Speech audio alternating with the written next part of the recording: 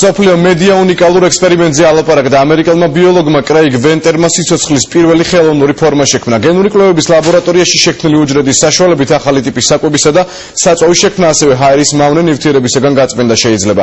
რას ადასტურებს ექსპერიმენტი და რატომ მიაჩნიათ სპეციალისტებს, რომ ახალი აღმოჩენა გადატრიალებას მოახდენს არა მხოლოდ მეცნიერებაში, არამედ ეკონომიკასა და ყოველდღიურ ცხოვრებაში.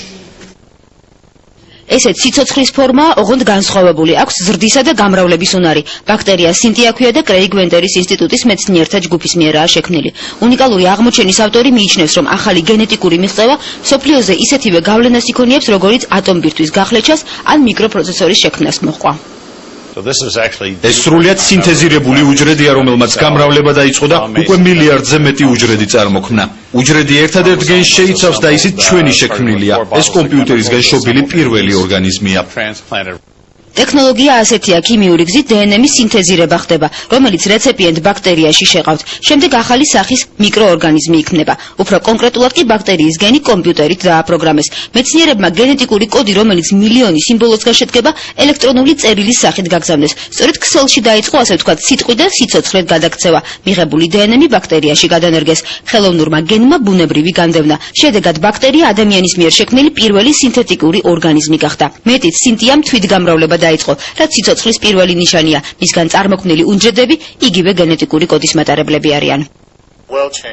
ეს მსოფლიოს მასშტაბის მოვლენა არაც უდიდეს საშუალებას იძლევა ბიოტექნოლოგიების სფეროში და სხვადასხვა მიზნებისთვის მიკრობების გამოყენებაში. შეიძლება ითქვას, რომ ეს მესამე სამრეწველო რევოლუციაა.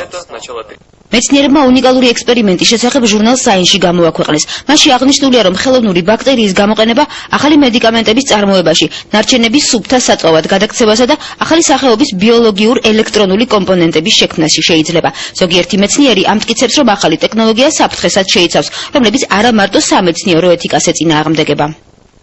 მომავალში ეს მიღწევა აქამდე არ არსებული სიცოცხლის ფორმის შექმნას გამოიწვევს. პირველად ადამიანები რეალურად გახდებიან ღმერთები, რომლებიც სიცოცხლის შექმნას თავისი ნებასურვილით დაიწყებენ. პოტენციურ სარგებელთან ერთად რისკებიც უნდა გავითვალისწინოთ. არსებობს საფრთხე, რომ ბაქტერია ტერორისტების ხელში აღმოჩნდება, ან კიდევ ხელოვნური ორგანიზმი ან ახალი ცოცხალი არსება ბუნებრივ გარემოში მოხდება.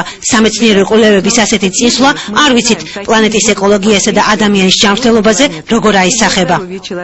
რისკების მიუხედავად აღმოჩენის ავტორი კვლევის შედეგების ღია წერილის სახით გამოქვეყნებას აპირებს. მისი ინსტიტუტი შესაბამისი ინსტანციებიდან ამის ნებართვას ითხოვს. მეცნიერების ნაწილი შიშობს, რომ აღმოჩენა შესაძლოა ახალი პანდორას ყუთი გახდეს. თუმცა ფაქტია, რომ მიღწევის მომხრეებიც და მოწინააღმდეგეებიც თანხმდებიან, რომ უმცირესი ორგანიზმი უდიდეს და შეუქცევად გავლენას იქონიებს კაცობრიობის მომავალზე.